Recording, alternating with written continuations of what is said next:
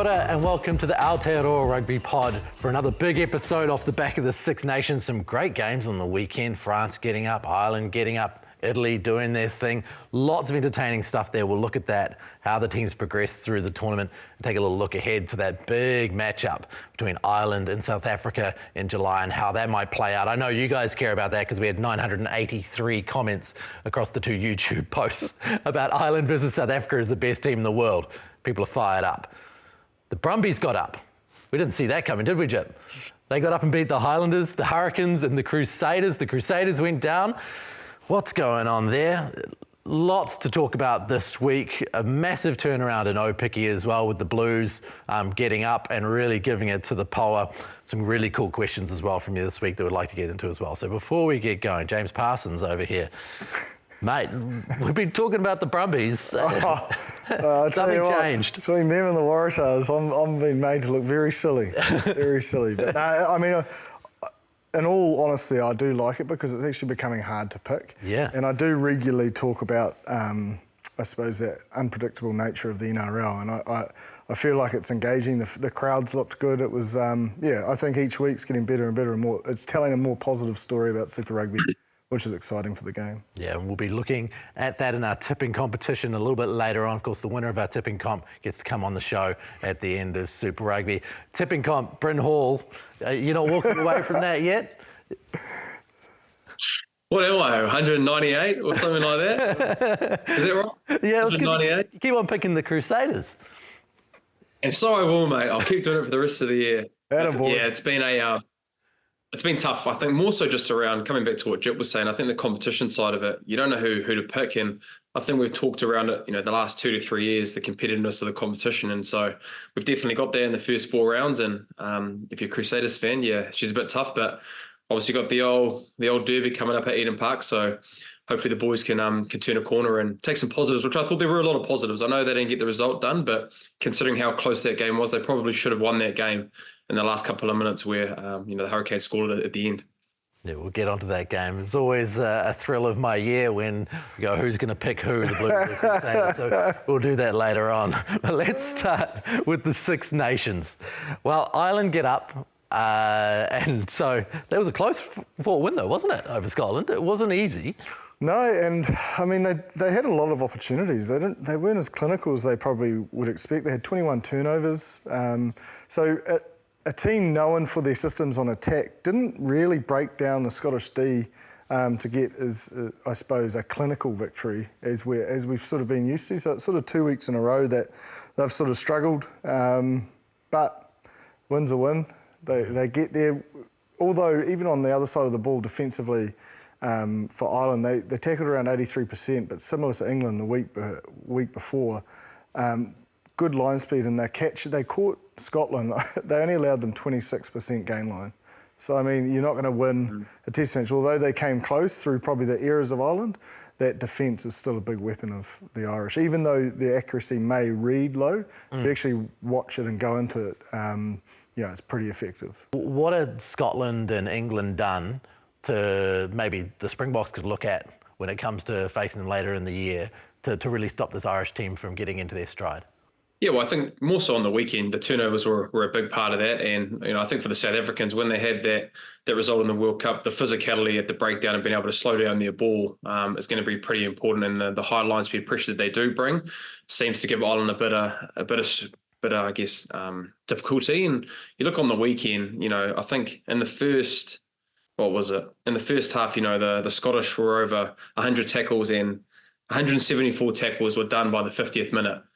So they threw in a lot, and especially in that second half, they definitely took it. I thought they took it up a gear in terms of their attack, but to the Scottish's credit, the brave defence that they did do, being able to hold on and really just, I guess, try and stay in the game with their defensive abilities. They tried to stay in the game, but then obviously Sheehan scores, Andrew Porter scores that try in the 65th minute, which probably gets the result done, even though, Jones does score in the 77th minute. But I think, they still do have that ability, I believe, that they can play the high phase count.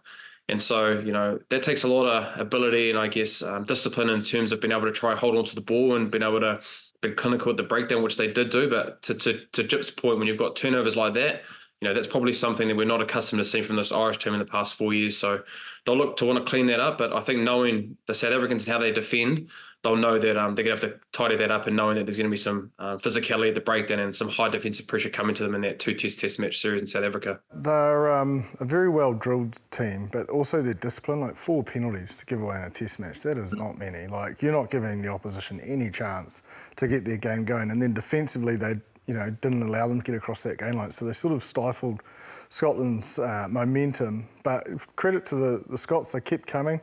But they never, to me, really looked like they were going to win that game. And their discipline, they had 13 penalties, which sort of just let the pressure off. Even with the high error count, it just gave too many opportunities for Ireland to have the ball in hand rather than defending. That 174 tackles that Bryn mentioned, as a coach, at what number are you worried about the fatigue on your players? What is a normal number? I reckon if you're getting, and correct me if I'm wrong, Bryn, but if you get over that 200, there's going to be immense fatigue. And if you use the Crusaders, for example, on the weekend, they tackled 220 times.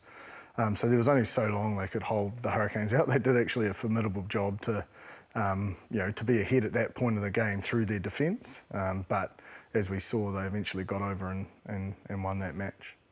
And Bryn, is that a number that you keep track of during a game, or is that something that you just have to worry about later because that's the flow of the game?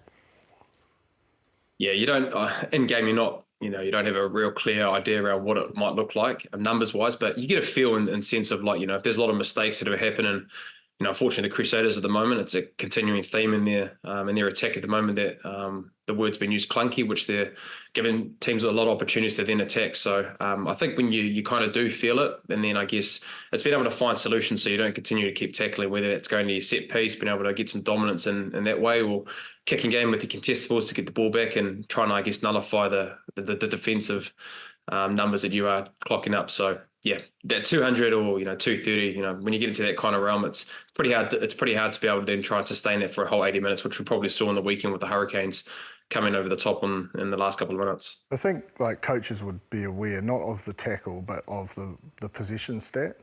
And everyone knows defence is going to empty the tank a lot more. So although you may be energetic in that first half and you're on defence for most of it, it's normally that back end, that last 20 where that impact will come. So that's when they may adjust when they bring subs on. It may be early after halftime or even at halftime. And maybe change the positions that come on earlier? The ones who are doing more tackling, I presume? Yeah, and I suppose it's around those, probably the type 5, the front rows as we see are normally the first and loosies, and then leave yourself the ability in the backs to, I suppose, manipulate as the game goes on.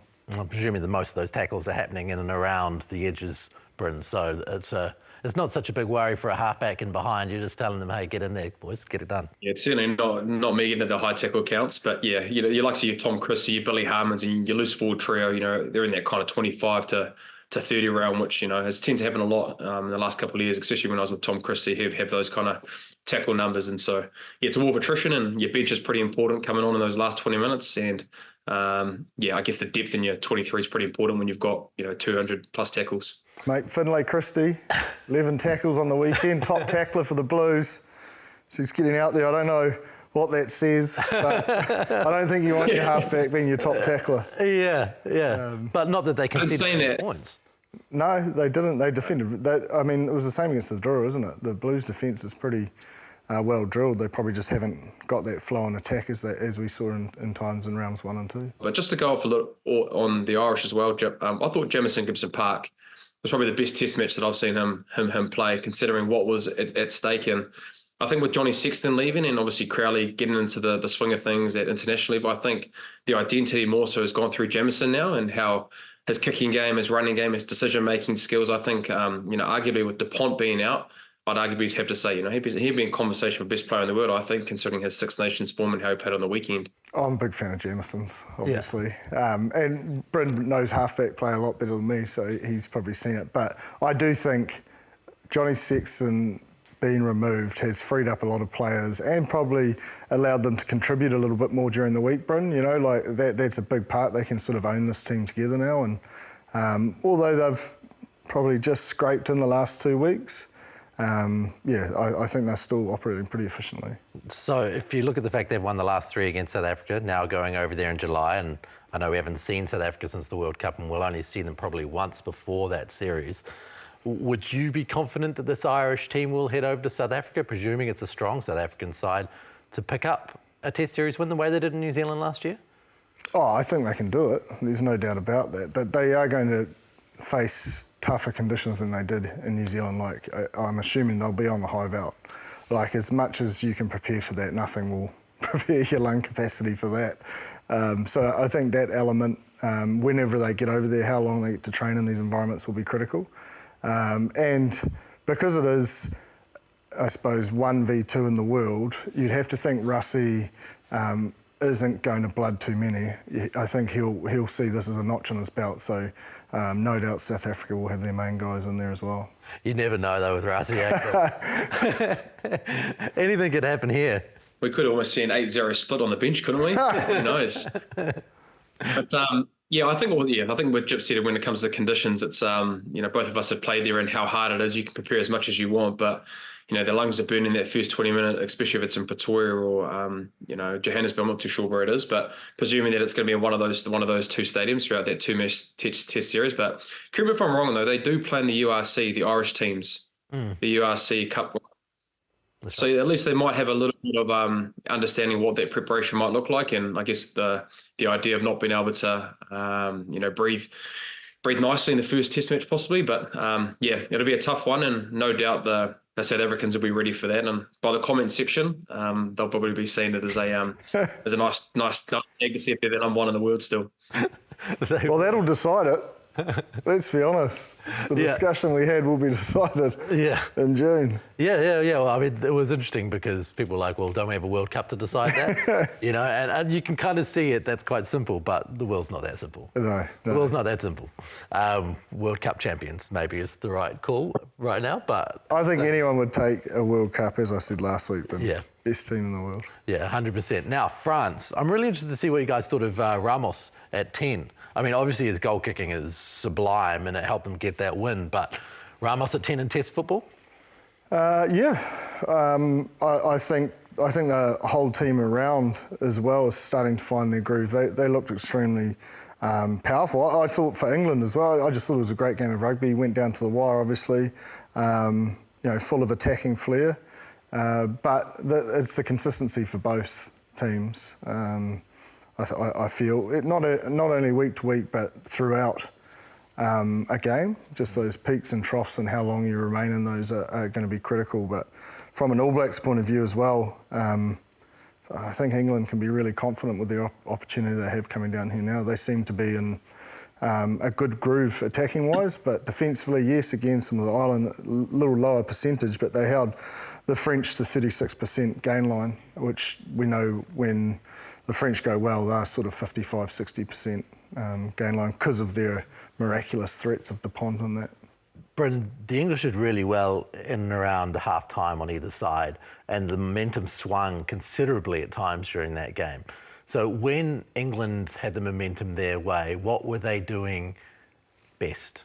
The physicality of the breakdown more so. I think, any time you want to be able to score points and you look at it, the 40th, Lawrence 2 tries and the 46th minute was Smith, they were able to play on top of the French team. And I think more so what I've seen in the past couple of matches, they do have an idea, not an identity, but they're going in between two around their kicking game. If they don't get that momentum, they do go to that contestable game, which I think you do need it at the international level. I think you can't play full tongs for the forward. You've got to have an ability to be able to stunt momentum through a kicking game or kick chase and effort areas, which I think they're really, really good at. But I think Ford and Marcus Smith coming on very early, those two interchanging. Jip's talked about it a lot and around Marcus Smith being the 10, but him being at fullback as well and being able to punch onto the ball flat and getting the ball in his hands in that second pivot role, I think it's really, really good for England. That's not to say Fairbank hasn't been playing well, but Marcus Smith just is that different person. And I think, George Ford's, I think it was Lawrence's second try, playing flat at the line and,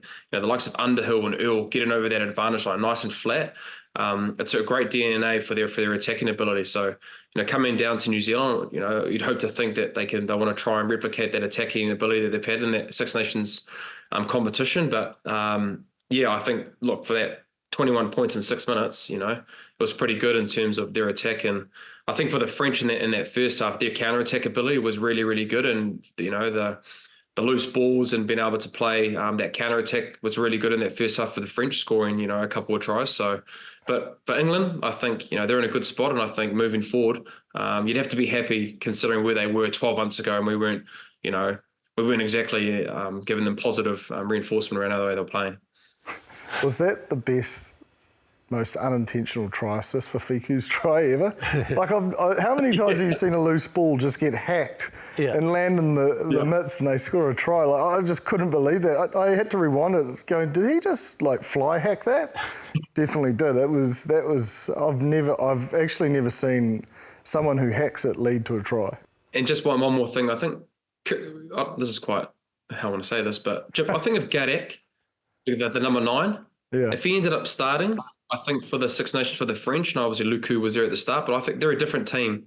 Very, very similar to Dupont in terms of the way that he can influence games with his attacking ability, attacking kicks, and just brought a little bit of life, I thought, in that game with the way he played. Massively, and his support play. His support lines were outstanding. He was always engaged. He was always in and around the ball. But I still think they could have given him better breakdown ball, it did give the English a lot of time to get off the line, so sometimes it was a little bit slow, but when they had flow going, absolutely, he was a weapon. Before we move on from Six Nations, let's have a little chat about Italy's development. They've come a long way from an abysmal World Cup, really. I mean, it really was quite disappointing for them. They appeared to be better than that heading into the tournament. And they are coming together, although it's really hard to know against a winless Welsh team exactly what that win means. Yeah, I think it means a lot, especially away from home. But a lot of their success, because Scotland had a hell of a lot of ball, Wales again had a lot of ball, they tackled at 90%, they made 228 tackles, and their defence actually Wales only had 34% gain line, so they're up in the face, they're pushing and challenging skills and forced 16 turnovers. So I think a lot of their success, and you know what it's like, Bryn, a lot of energy comes from defence, you can sort of feel it go through your team, and then when you get on attack, you're a little bit more relaxed and the passes stick and so forth. So I think off the back of a good focus in and around their defensive breakdown, they won 9 turnovers at the breakdown, and if not stealing it, slowing it down to allow that line speed. And their tackle accuracy is impeccable for the amount of line speed they do bring. The defensive side has been a big thing around Test match footy, and when you operate at those numbers that Jip's saying, it almost empowers you as a player when you get in those kind of turnovers, and I guess having that tackle percentage really, really high. But I think also their attack as well. It's not just the fact that they do have that X factor out wide, but their lines and their animation in and around asking questions of the defence has been a lot better. I think it's grown throughout the tournament, and I think when you do have results and you're winning, and they obviously had a draw, it builds confidence with things in and around this attacking, this defence. It's working, and you build confidence off that. So, and I think one big thing throughout the Six Nations competition is that they've been able to stay in moments in big games. Probably in the last couple of years, they've had the ability when Kieran Crowley was there, but they weren't able to hold on for long passages of plays, whether that's on attack or defence, and been able to win games in crucial moments. So, yeah, for the Italians, post the Rugby World Cup, they've gotten a lot better. And again, I think the standard of what the Six Nations is now, Welsh, obviously the Welsh finished last, but I think the consistency and the ability for all 6 teams in the competition, I think it's the world-leading competition in the world. If you're Warren Gatland, and you've had a whole bunch of retirements, another one now with George North, and then all of the injuries that he's had as well with the likes of Anscombe out. How do you feel about this winless? I mean, obviously you're disappointed, but, how down should he be about this in the position that his team's in? I think the interesting question I'm thinking about is, what evolutions have they tried to bring to their game post-World Cup? Because they are definitely trying to play a lot more, especially in their own half, which is to their demise last week and this week. So if they're changing systems and they're bloody new players, then I don't think it's throw the baby out with the bathwater, but he's probably, he's a competitor. He won't like it. He will not be happy at all. So I don't see him actually walking away. He'll want to get them in the position he left them in. before returning in place of Wayne Pivac. So the answer is, if they're changing things, then I don't think it's... I felt like the last 2 weeks in particular, they didn't have any flow in their attack in particular because it was new. That's the only... For an international level, that's the only way I could sort of convince myself that they weren't just going off the cuff, left, right and centre. Well, I think, you look at it, obviously, if there is one team in the Six Nations that you want to bring down under, it's probably the Welsh, and unfortunate for Gets, who Jip and I have had a little bit of time to with Bryn. But yeah, I think Joe Schmidt will be pretty happy in terms of what's happened at Super Rugby level. I think, with the competitiveness of the Australian teams, and I think that the way they are playing, I think he's going to be pretty excited in terms of what's happening down there. So probably a bit of time in the review to see what it's going to look like for Warren and what do you think, the changes that he can make to come down here and try and win a test series on Australian soil. But yeah, I think Joe Schmidt will be pretty happy knowing, I think, what's happening at Super Rugby Pacific, considering they've beaten New Zealand teams and been really competitive with the style of play that they are playing. I do think as well, like, the Welsh have had a lot of disruption off the field, the last sort of 12 months. I just think that doesn't help, like, if the whole place isn't in order, it is hard for a high-performing team to perform because there's a lot of distractions, and we've heard it time and time again from the best sports people in the world. You need to be in the zone or in flow to be able to, sort of compete at the highest level and not miss your mark. And if there's distractions taken away from that, your cognitive capacity can get overloaded pretty quickly and take you off that job. It sounds like they'll have a strategy in place sometime soon, at least some sort of strategy to look at and work on sometime soon. So maybe the Welsh will be moving forward. Hopefully. And out of the doldrums. Hopefully. Because it has been pretty dire, hasn't it? But moving back to the Aussie teams that Bryn brought up, obviously the Reds, phenomenal on the weekend against the Rebels.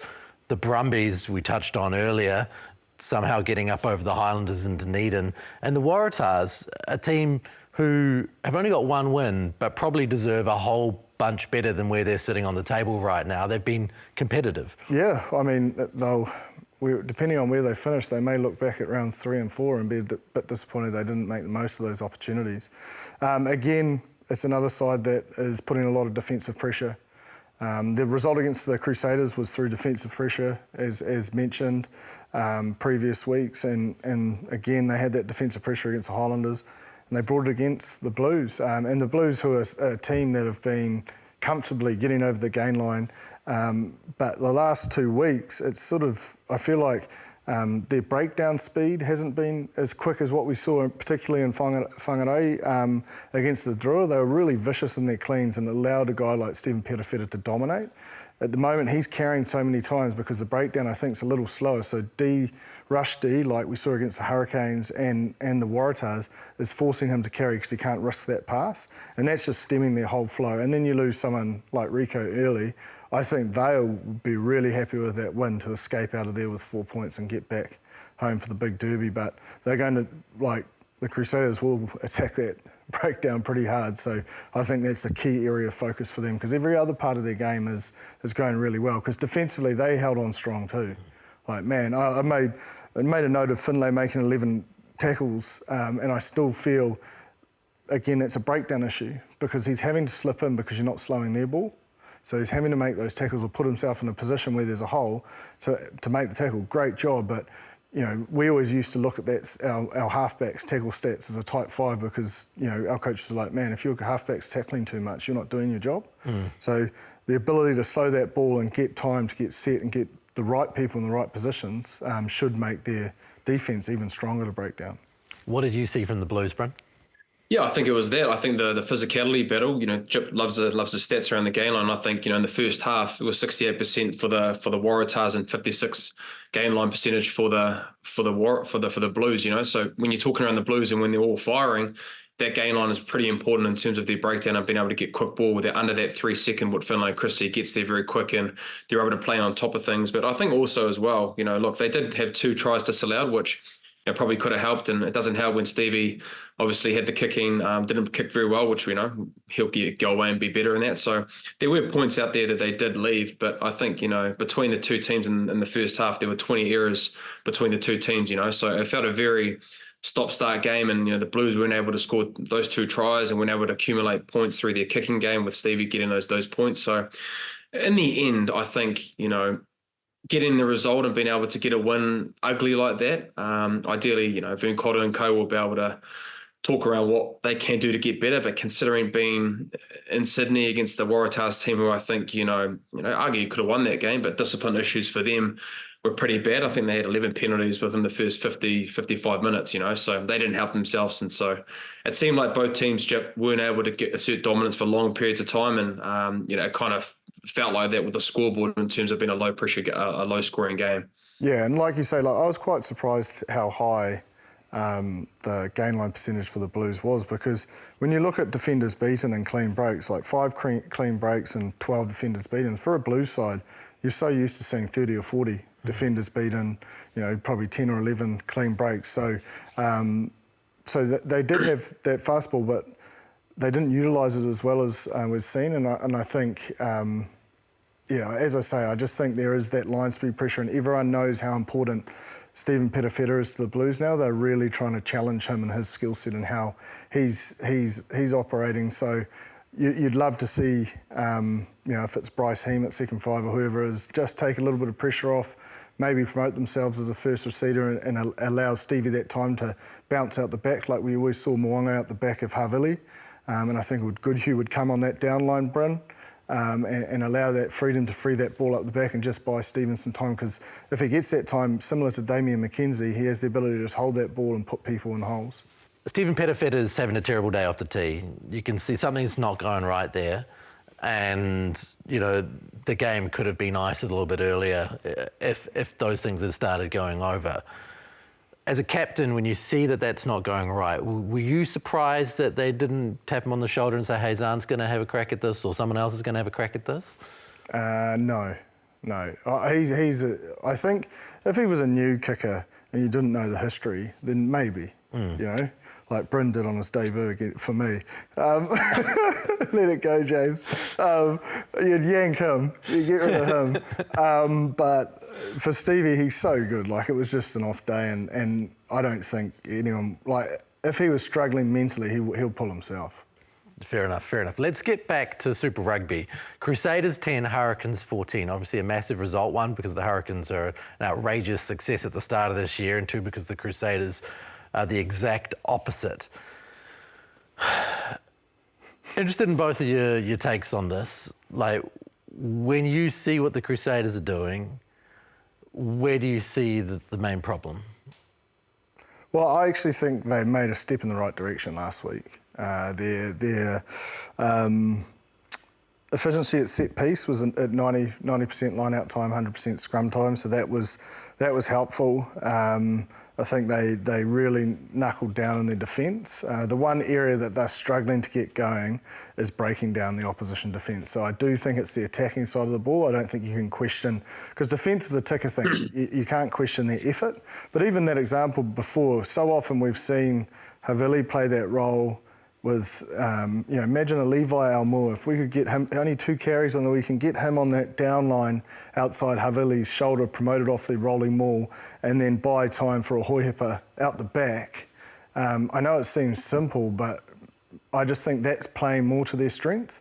And it was something that, Bryn will probably talk to it better, but it's something that Richie really drove and ran really well, was promoting that first receiver to buy himself the time out the back. Yeah, it's tough. I think, obviously, considering the conditions, the attacking game probably wasn't going to be that attacking game. Look, there was, 97 kicks, 47 for the Crusaders and 40 for the Hurricanes in turn. So, when I saw the weather for that game, I thought, this is probably the perfect conditions for the Crusaders to play, considering their attack wasn't going so smoothly in the last 3 or 4 rounds. But to the credit of the Hurricanes and Beauregard, and I thought Brett Cameron, he controlled the game really well and been able to stay in that battle and not been able to flinch in terms of the game management side. But, again, you look at the first 30 minutes, there were 9 turnovers from the Crusaders, and Jip's, spot on around the attack. It's just not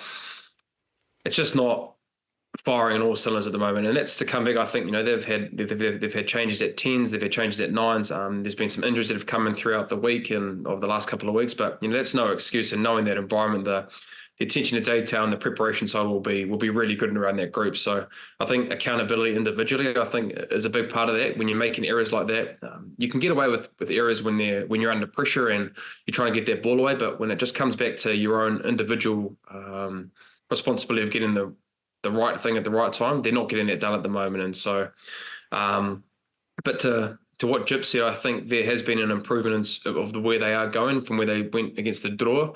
Their set piece was really good, and they went back to that kicking game with the contestables off 9, which they were able to build momentum off that. But the attacking area is probably one of the big work-ons, which I think they've got to make some big improvements, especially against the Blues and the Chiefs in the next 2 weeks. If they do want to get the result, they have to be able to be better in that attacking side of the game. They were 30% gain line ball on attack last week against the Drua, same again against the Canes.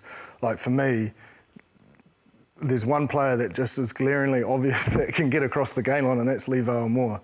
Somehow orchestrating him to be involved a lot more in phase play, off set piece strikes, whatever it may look like, 2 carries, and you're not getting the gain line just doesn't seem good use. And even if they double team him, that's when the opportunities will be to manipulate the defence and pick those holes apart late. But I think initially getting him involved early, you want to see him, Mark Talia, like, he's 18 carries a week. You want to see a guy, and I know Levi's a centre, so he can't hover around the ruck, but somehow getting him the ball and getting across the gain line for them to play their up-tempo speed will be a massive part of it. And I don't think it's a lot. I don't think they're far away. They looked, really, really good, I believe, on the weekend, and potentially, did well to be in the contest, and that was off the back of the defence. Like, the Hurricanes lived in that 22, and they only came away with 2 tries and one very, very late. It was a pretty strong performance. Whainga Nuku is another person, Bryn, who could have made a difference there. Like, last year, he was the guy who was making those metres around the ruck and, well, anywhere really. Yeah, again, and there have been some guys that have left, like obviously Leicester around that area was great in and around getting over the advantage line. But I think if you're not going to use Levi in the way that, he should be used in terms of being able to get over that gain line, then, what's the point of having him as your centre? Because there is a lot of, things with being in that environment in terms of what's required of the centre, not just with go forward ball, but your communication, your game management, and being able to run those lines, get guys running off you and communicating to get into that space as well. So if you're not going to use Levi in that ability of getting those high carries of the 9 to 10, then it's probably better off having a centre that can complement Davey in the game management side, being able to try and, execute a better attacking ability. We've been able to have communication, or been able to use a run past kick option or something else. Ryan Crotty, who I thought came on very early in that second half, is really good in and around that area to be able to try and open up teams, not just with the ability of the physicality side, but more so the mental game and the chessmanship and the gamesmanship, which I think is really important in the attacking ability of that Crusaders team as well. I wonder if Levi could play wing. Yeah. Because it's a good point you make about Leicester. I didn't think of that. Thinking out loud here. Don't do that. Yeah. Don't do that. Give him some freedom, Yeah. I think there's plenty of wingers out there at the moment. You look at Tavatawa Nawai, you don't have to have top flight gas. Even Severis, I don't think, has world-class top-line gas. It's about how you get off the mark and who you beat, He looks really quick, though, at the moment. I feel like he's the quickest he's looked in a long time, Severis. Yeah. Like, some of those covering defensive plays he did to get back was just unbelievable. He has been doing his bit and then some. Very busy, very busy. Let's give some flowers, though, to the Hurricanes. While the Crusaders lost, the Hurricanes, with probably an underrated squad, a very talented squad, are doing some really good things. Our first question from a viewer for this particular episode, send us an email, Aotearoa Rugby Pod @sky.co.nz, or put it within the comments section and we'll try to get your questions in. This comes from Ruben DeToy. Based on the performance of the Hurricanes over the last 4 weeks, how likely are the likes of Duplessis Kirifi, Asafa Aumua, Braden Yose and Ruben Love to be in the All Blacks this year?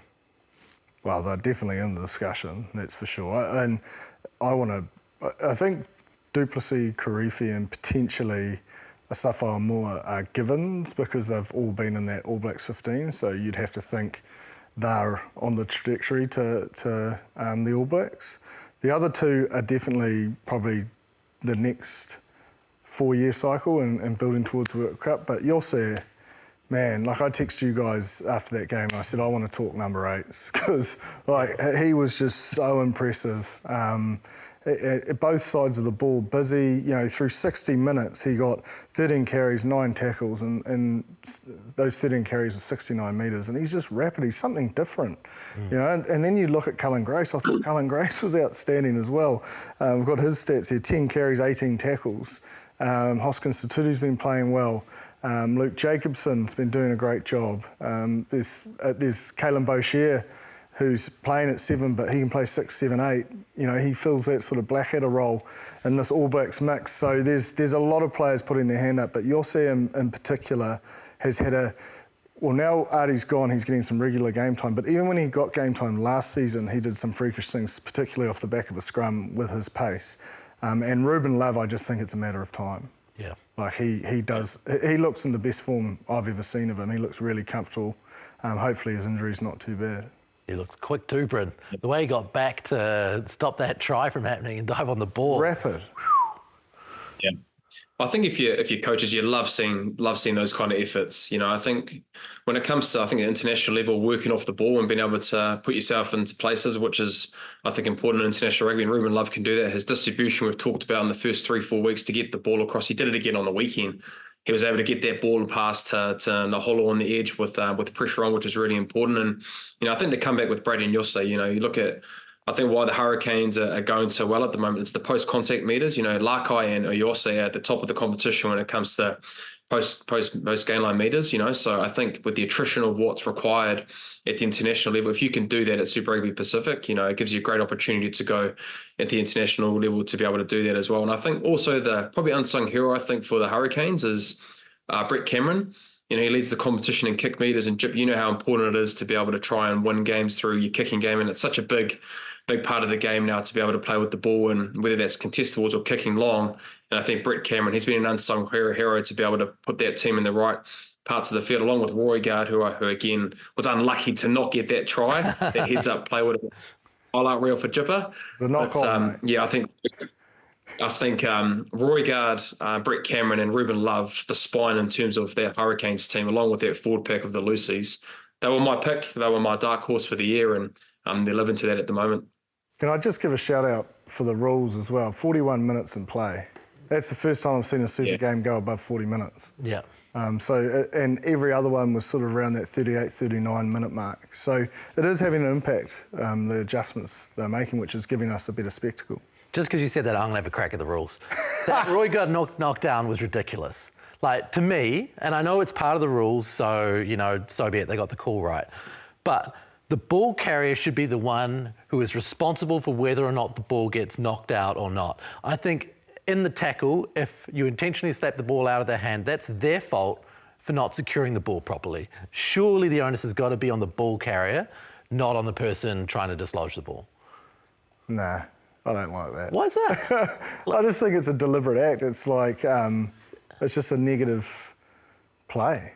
Like if he smacks his arm or whatever, I'm all for that. But if you touch the ball directly, I just think that's your choice to do that, and you've knocked it on. It's his choice not to hold the ball securely enough, and to the point where he might be able to let it go in contact. I think if it's done right, you can get away with it. If you get the ball and you push it and your hand's going backwards to go backwards, then it's going to be backwards. But I think on the weekend, it was could see pretty clearly that it was taking the ball out of the hands, going in a forward motion. And if you are, and probably Cam, if he had his time again, he probably knows that, if he does it again, if you smack someone's arm or that wrist, then it's not going to be a knock on. So, yeah, usually, Ross, I do agree with a lot of the things that you do say, but unfortunately, I'm on the opposite spectrum.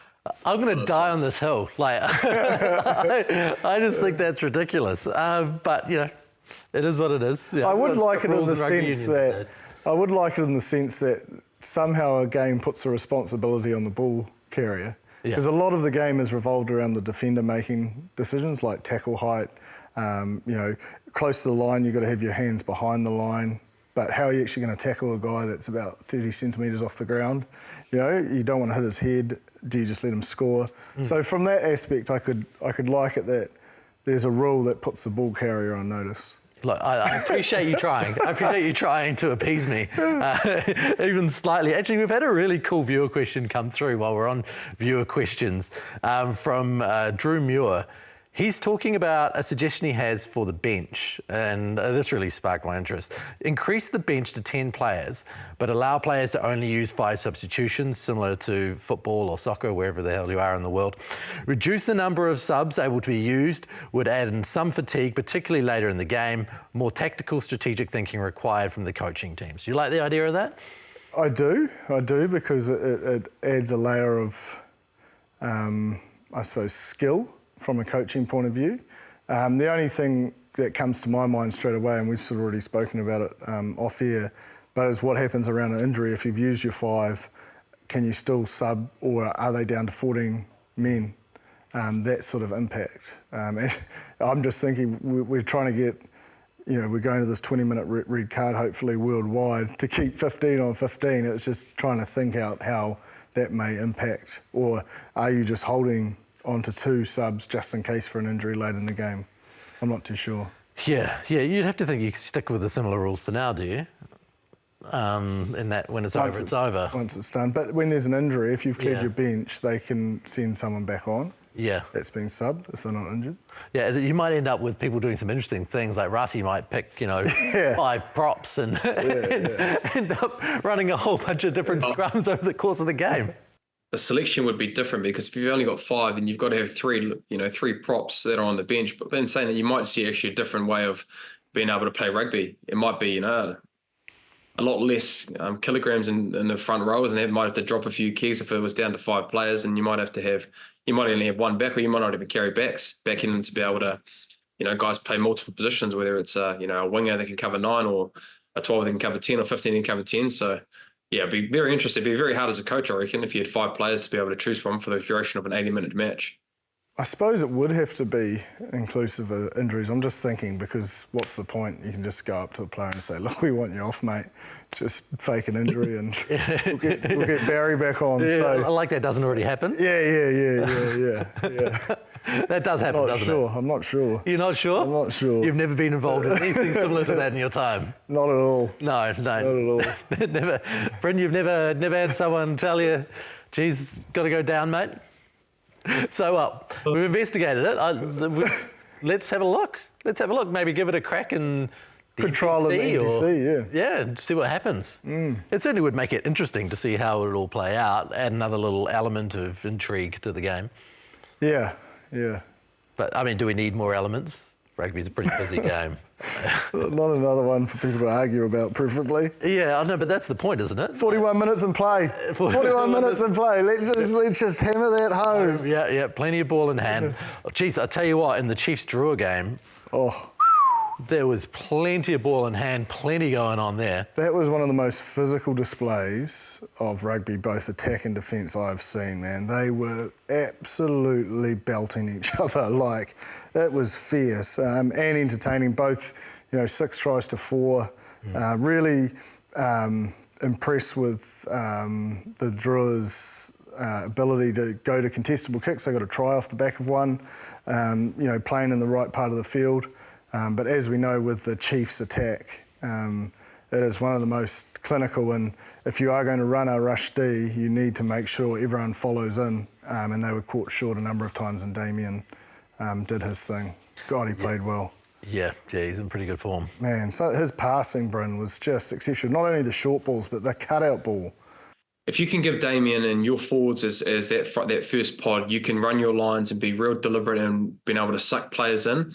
They've got that many guys on outside Damien. It's hard defensively, especially when they're the big tight 5 boys in and around that position to make a tackle on Damien, or even a Jacobson or a Lock coming down into that space. But then the ability to be able to go at the back with the Stevenson or Satoro who's out the back. So defensively, you've just got to be on. And I think what they did really well on the weekend was being able to race into space, because the Fijians did fly out a lot and been able to leave a bit of space, and they were really good in and around being able to get that ball to space, whether it was Paul Hepi or a loose forward or Damien going through and offloading, or a forward offloading as well. So yeah, I think their attacking ability at the moment, we've talked about a lot. They're the best team at the comp in doing it, and I think again as well, the Fijian draw, they still had their opportunities. They just didn't get into the 22 as much as the Chiefs did. I think the Chiefs had 16 entries, and the Fijian draw had 7. And in the first half that they went down there, they had 3 that they were able to score points from that. But in the second half, they just weren't able to get there as many times as the Chiefs did. So, I think defensively, they opened them up a little bit. But a really entertaining game. Really enjoyed it, and both teams came in there, and the physicality and some big hits as well, which we're accustomed to seeing from the Fijian draw. But yeah, the Chiefs will be happy with their attack, and the Fijian draw put up a good fight, I thought. Now, when we're talking troublesome defence, let's talk a little bit of Aupiki. The Poa fell apart against the Blues. They went down 52-5. That's the Hurricanes Poa against the Blues women in Aupiki. What on earth happened there? Well, the Blues have been going really well, but where they've sort of come unstuck and they couldn't beat the Chiefs, obviously got away with the Matatu, is their offload game. But they had a lot less errors than they have previously, so a lot of the offloads were sticking, and once you got in behind that game line, and they are very physical, the Blues. The Poa and the Blues are probably the most physical sides in terms of the collision area, and they went toe-to-toe. And the Blues, especially in that second half, just ran away with it. 18 clean breaks, 60% gain line. The one thing I will say, though, is I was talking quite positively about it. We were interviewing Alan Bunting after the Chiefs Manawa Matatu game, and I was like, oh, you must be really impressed. And he's the right man for the job, because he goes, the error rate's just too high. He goes, we've got to respect the ball, we've got to look after the ball way more. And I know he's interested in getting the balanced attack, so I asked him about the kicking, and he was like, yeah, there is more kicking, but what strategy goes into it? So although I think Aupiki's been great, it was, from his point of view, he thinks the athletes are getting better, so what he's seen is the defence is getting better in terms, so sometimes playing too much is detrimental if you get those turnovers and so forth, so playing in the right ends of the field. So I just thought it was an interesting perspective on it, because maybe I got caught up in the hype thing, really enjoying the games, and but that error rate across all teams was over 20 turnovers this week, so it is something to be mindful of. But the reason the Blues ran away with it, because instead of them getting 1 out of 7 offloads, they're probably 4 out of 7. Yeah. And scored tries off the back of it. And then it was all over. Speaking of all over, Matatu, Bryn, similar to the Crusaders, still no wins, bottom of the table, not looking great, went down 38-22 to the Chiefs Manawa. Are they in a position where they can come back into this competition, do you think, or is this going to slowly fade away? Well, I think they can. There's a semi-final and final. Do you know what I mean? There's 4 teams, so they're going to get an opportunity to play in a semi-final. But I think what Gyps alluded to is pretty important when it comes to the Matatu. They're just giving away a lot of unforced errors. And so, look at the start of the game. That was probably their best facet of playing, obviously. And before Palomo's try in the 67th minute, they were able to build continuity. 22 phases in that first one, and then a great defensive hit from the Chiefs Manawa to be able to stop that ball. But I think, they're making far too many errors. And so when you give errors, and then, for that first 10 minutes, they were playing well, but then they were making errors. And then they also gave away penalties to give the likes of Connor line-out maul tries. She scores 3 tries, being able to go through a line-out maul. So, yeah, they're just not getting that right in terms of their error rate, which has happened a lot around Super Rugby Aupiki, but more so in Matatu in games.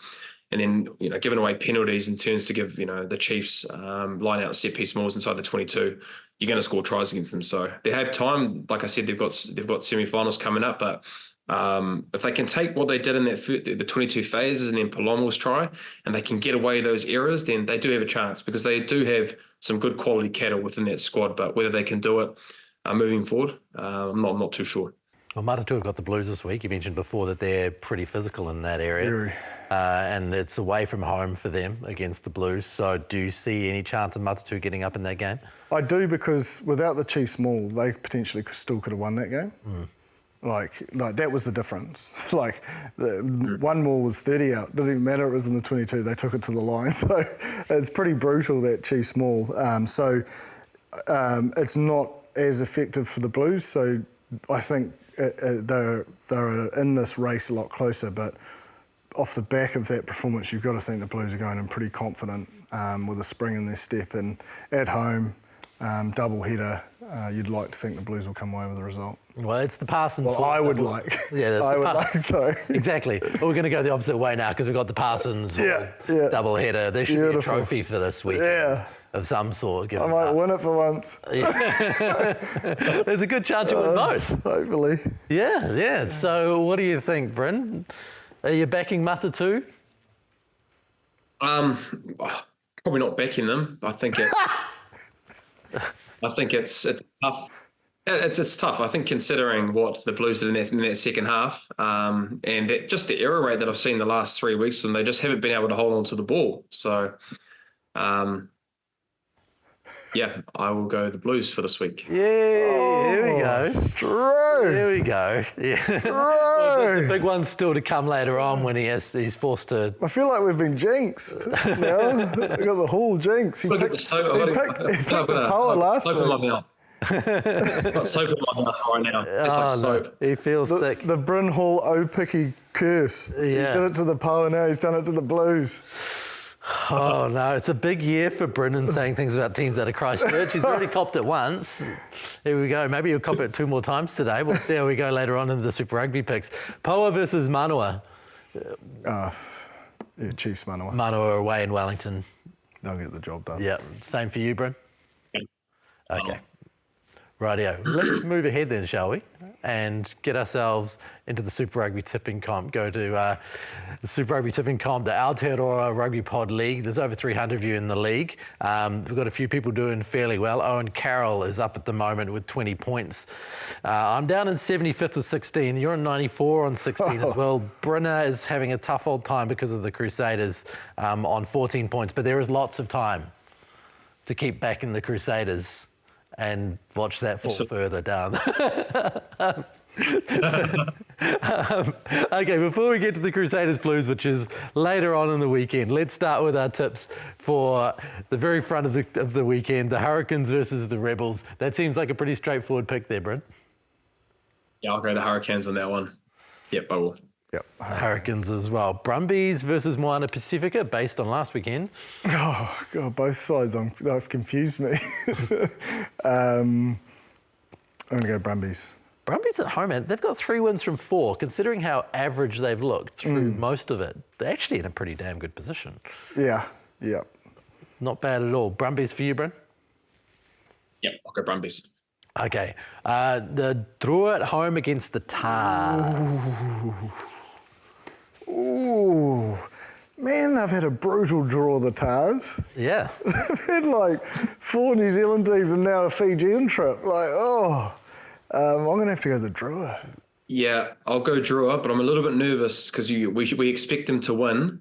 And I feel like, there might be a banana skin game that they have throughout the end. This could be the one against the Waratahs, but I'll pick the Drua. Rightio. Okay, Bryn, Chiefs, Landers, Chiefs at home? Yeah, Chiefs. Even though the Landers, they've been playing some good footy and be disappointing against the Brumbies, but yeah, the Chiefs, too much firepower at the moment.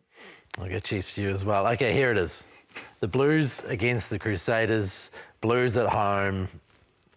Blues.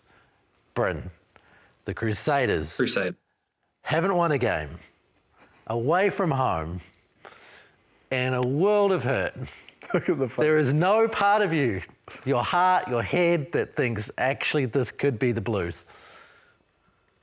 It's all set up for them, I think. It's all set up for them to change. So I think if they can continue their set piece, I can see Jip just smiling here. Oh my God, I've just got the camera right on Jip. I can just see Jip smiling here.